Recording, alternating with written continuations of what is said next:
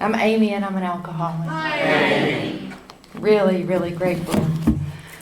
Really grateful to be here tonight, you guys. I was crying before I even got in the building. And for a couple of reasons. First of all, I want to say thank you to my sponsor, Jay, who's here, and our speaker tomorrow night. And my brother for being here. I got some kiddos. There's one in here. The other two may be coming in late. This is my kids. Thank you, Roy, for having me. Thank you to the committee for putting this on tonight. And hey, Margaret. Hey. Thank you all for being here. For those of you who've shown up for yourselves tonight, I'm super, super grateful to be here. And also, the last time I was at this meeting, I was here to hear Bud Dice speak. So those of you who know Bud, just want to send a shout out to him, because I don't know if I'd be here today if it wasn't for Bud Dice. And also, this is like my homecoming. I moved back to Arkansas after 20 years. I've been gone. And one thing I can tell you for a fact is Alcoholics Anonymous has shown up for me 100% of the time, even when I didn't know how to show up for myself. And I come back here and I didn't know. I tried it one time. I went away to get sober. And at 1.5 years sober, I came back, and I lasted about 5 months and took off back to LA. So to be here and be able to speak tonight at the convention is really special to me. So thank you guys for that. I like to read something out of the book in case you don't hear anything I say tonight. It's been my experience in Alcoholics Anonymous that, everything in this book is true. And this is one of my favorite parts. It's in step 11, page 104 at the bottom.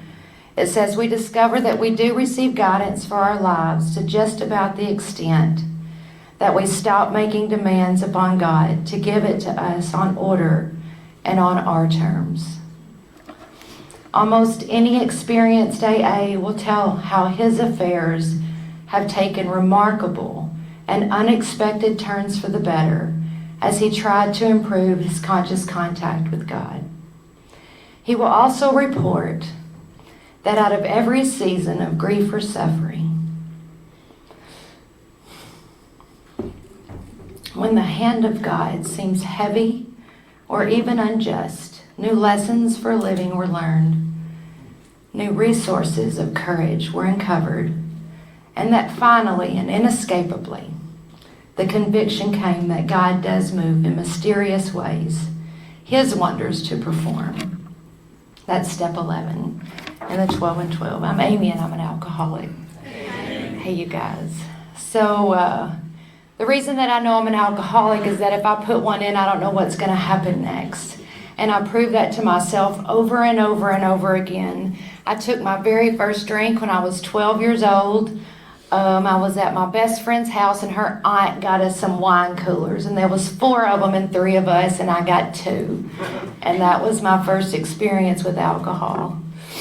And I drank, and that was my last experience until I was about 14. And my mama moved us down to Truman, and we were down here, and it was a dry county, but we moved down there, and it was a wet county, and there was alcohol everywhere. And I mean, the minute I got my hands on it, there's my baby girl, hey. And the minute I got my hands on it, I knew, like that ease and comfort that it talks about, you guys.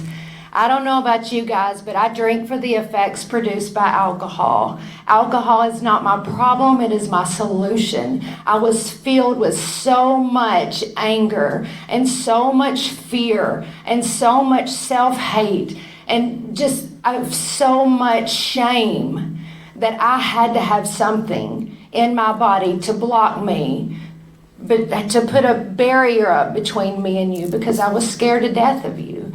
And when I took alcohol for the first time, I knew this is what I was going to do for the rest of my life.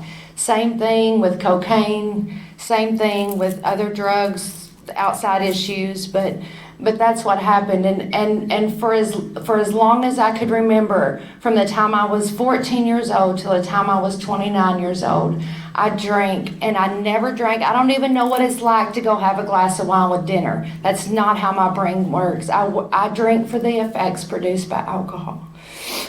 And I drank, and I did everything that I could to stop drinking. Once I started having kids and getting married, I've been married 4 times, 4 divorces. I'm not good at that. I need a program for that. But anyway, it's another outside issue. But anyway, but what happened for me was when my baby girl was the age of the age my granddaughter is now. And I had her, and I quit nursing her specifically. The only time I had not drank from the time I was 14 to 29 was when I was pregnant or nursing my children. I was able to stop for a while. And then when I was 27 years old, I stopped nursing my baby to start drinking again, specifically to start drinking. And once I started drinking, I couldn't stop. And started using outside issues, and my sweet brother, he and I decided we were going to go to a concert. And I tell this story, you guys, because I need to remember it, and I want you to understand, like, my children are my everything. They are my everything. And they would pull on my arm and say, "Mommy, please don't go." And I had to go. I had no choice. And I went to this concert. I was supposed to sign divorce papers on December the 5th of 2002. This is the hard part for me, you guys.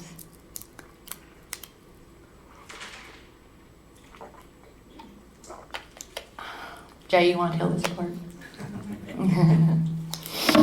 I was going to get enough money, I was never going to have to work again in full custody of all 3 of my kids. And I was supposed to be there to sign those divorce papers on December the 5th at noon. Well, December the 4th, I got myself some concert tickets in Memphis, Tennessee, and decided to go. Had no idea what alcoholism was. I had absolutely no idea that once I put one in, I couldn't change what happened next. I had no idea that I had a God-sized hole that I was looking to fill. I had no idea that I had a mental block that told me, this time it's going to be different, Amy. This time it's going to be different. And Adam and I went to this concert, and I took a drink, and then I showed up at my house 4 days later. And I'll never forget, I just want to tell one little story about when I was there. The bellboy was taking care of me. He was making sure I got fed, and he pulled up his chair beside me, just this angel, and he pulled up a chair beside my bed one day, and he goes, "You're such a beautiful woman, and I'm sure you're an amazing mother. Why are you doing this to yourself?" And I looked at him, and for the first time I was honest with myself, the first time in a really long time, and I said, "I don't know, I have to." And that was a fact. And I came home from that trip, and I pulled up in my driveway, and my father and my husband was standing at the top of the driveway, and they said, "You ain't getting anywhere near those kids." And that's what I like to refer to as my bottom. And not just because my kids were gone, but also because when I was in that hotel room, I'd look in the mirror and I didn't recognize who I saw. And I didn't know how to get back home to those kids. And I was trying to. I would flush everything I had, pour everything I had, and be like, okay, I'm going home. And next thing I know, I was on the phone getting some more. And then I'd pour it out and I'd flush it down the toilet and I'd say, okay, I'm going home. And the next thing I know, I was doing it again and again and again. And I still don't know what got me home that day other than a thing called love. So I got there, and before long, I was in a treatment center. Within a couple of weeks, I was in a treatment center in Arizona, and I was just glad somebody else knew I needed a vacation besides me, because I had no idea what treatment was, none whatsoever. I had no idea what AA was. I had no idea that I had this thing called alcoholism, and I landed there, and what happened was they asked me to do a couple of things. They asked me to write out what happens to Amy when she drinks. And I wrote out about that concert that I had gone to, and I wrote out about standing there seeing my children, being the last ones to be picked up from school one more time. And I wrote about taking a trip. I did all the things it says in the book: take a trip, don't take a trip. Tried all of it, and taking a trip, and it taken me 3 days to get 7 hours away from the house. And Adam had to come get me. For those of you who know Adam, Adam had to come get me. And so I wrote about those things, and then they asked me to write out what about your life's unmanageable. I had no idea I was writing a first step, and so it was everything. I had no education. I was working on my second divorce. I couldn't show up for my children. I didn't have a job or career. I couldn't stand to look at myself in the mirror. That was my life. It was completely unmanageable. And I left that treatment center knowing I was an alcoholic. They took me to rooms like this. I'd never been in an AA meeting before, but they took me to rooms like this, and I heard the music. I heard the magic. And so I left there believing you guys. I have this thing called alcoholism. This is what's wrong with me. And I came back to Jonesboro. I was here, I don't know, maybe 30 days, and I'd met some buddies in treatment. You know how you do, you meet buddies in treatment. And they were all in California, so I was like, I'm going to California. They were like, come out here. We got you a sponsor. We got you a treatment, an outpatient center. Come out here. And so I did those things, and I got out there and found my new home at the log cabin in West Hollywood, California. And that's for my forever home there. I'll never forget, I was talking to my therapist at treatment, and he goes, you're a bit of a rebel. I think you're gonna need to go down to the log cabin. It was full of the rule breakers and the rebels, and they took me in and loved me up, and it's where I met Jay. And I started going around asking, what? Okay, I have this thing, now what? I have this thing, now what? And they said, well, now we got to do a step 2. You got to come to believe that something greater than yourself can restore you to sanity. And I was like, no, not God again. Not again. One thing you got to know about me is I've always been a seeker my whole life. I've been baptized 5 times, and I've been to every kind of church and temple and mosque that you can possibly think of. I want to know God. And I believe with everything that I am that it's why I'm standing here today. Because in my heart of hearts, I want to know what this thing is. I want to know what it is. I want to understand. I want to feel it. I want to experience it. I want to understand that the same thing that's breathing me is breathing you. That the same thing that's breathing me is breathing you. I can consciously breathe. I can take a breath. But there's something that while I'm also talking, there's something breathing me. And what is that thing? What is that thing that's the same thing that's breathing me is breathing you? And so I started on the greatest search I've ever been on in my entire life, and I hope it never ends. And that's coming to believe in this power greater than myself. And I went around asking everybody in Los Angeles, what's God to you? What's God to you? I was raised in a Christian religion, but several different kinds of churches, and they didn't all believe the same things. And so I was really confused, and all I ever heard was the things I did, I was going to die and burn in hell. That's all I knew. So I was not interested in any kind of God. And so when I found out that's what this thing was about, I was like, oh no, I'm in trouble. But I went around asking everybody, like, what's God to you? What's God to you? And I remember I was at a meeting at the beach one time, and somebody said, you know, could you just like for today, can you stop those waves out there? And I said, well, no. And they said, well, can you believe just for today that whatever it is pushing those waves in, that's what can help you stay sober today? I said, I can do that. And the ocean became my God. And I would drive down to the beach, you know, every day. And I would just pray and just be like, whatever it is, take me, take all of me, you know.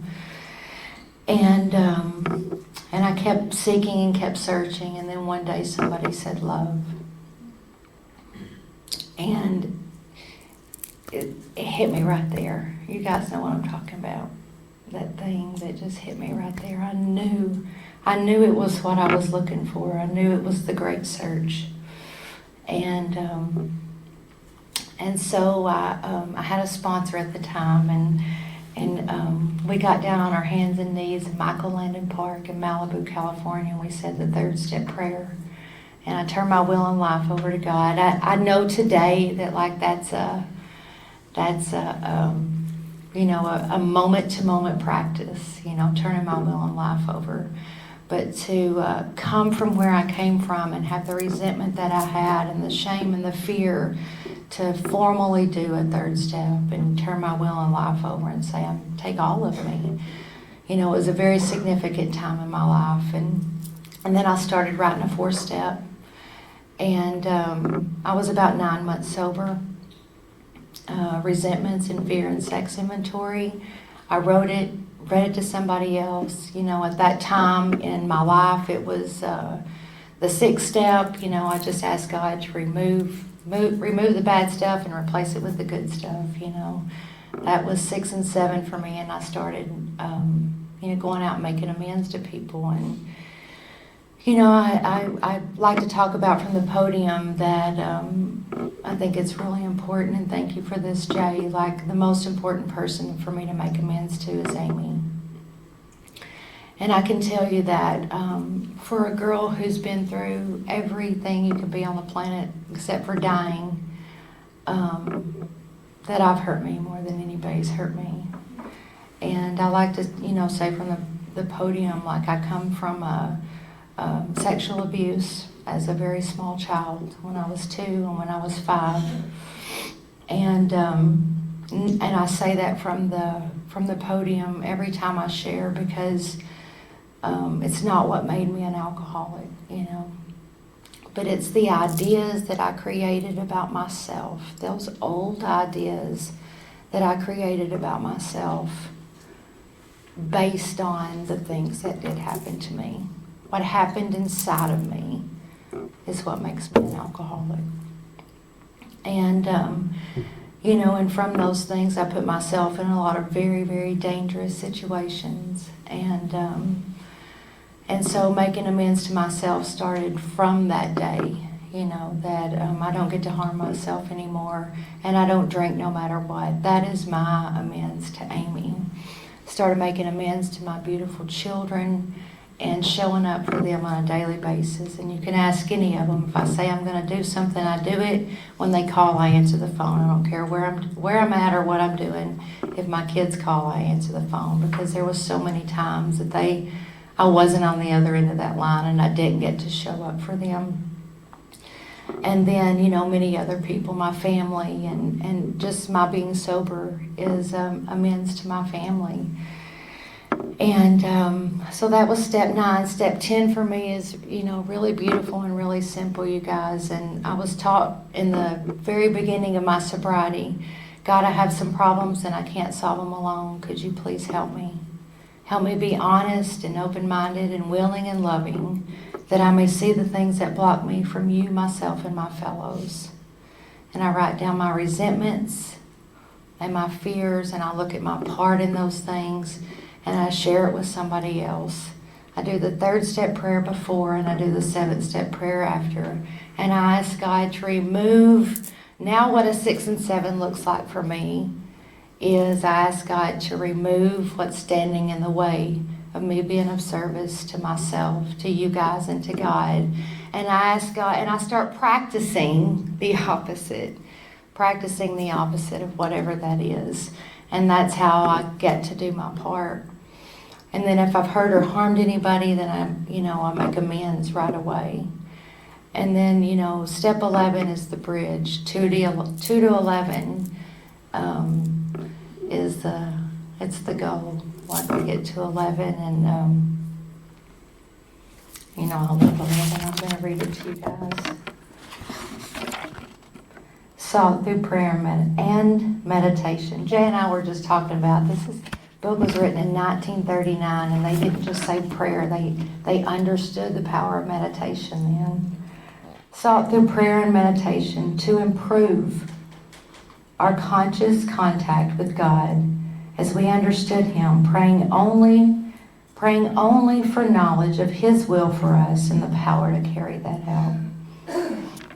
So prayer and meditation is a huge part of my life. I pray and meditate daily. It's a part of my practice.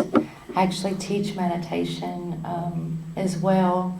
It's what balances my equilibrium, And it took me a really, really long time to learn how to meditate.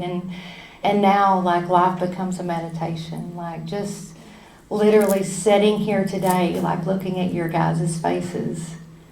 Just being here and being present, being in the room, and just looking at each one of you, and just like y'all looking at me, it's such a trip. It's what are you looking at? I'm just up here yapping. None of this matters, you guys. It doesn't matter. None of it matters. What matters is, can I love you today? That's it. That's the big ticket at the end of all that. How have I loved you today? Have I cared for my own heart well enough that I can care for your heart? That's it. End of story. That's it. Have I cleared away enough of the wreckage of the past? Have I put away the shame and the anger and the fear? Have I loved myself enough that I can love you today? That's it.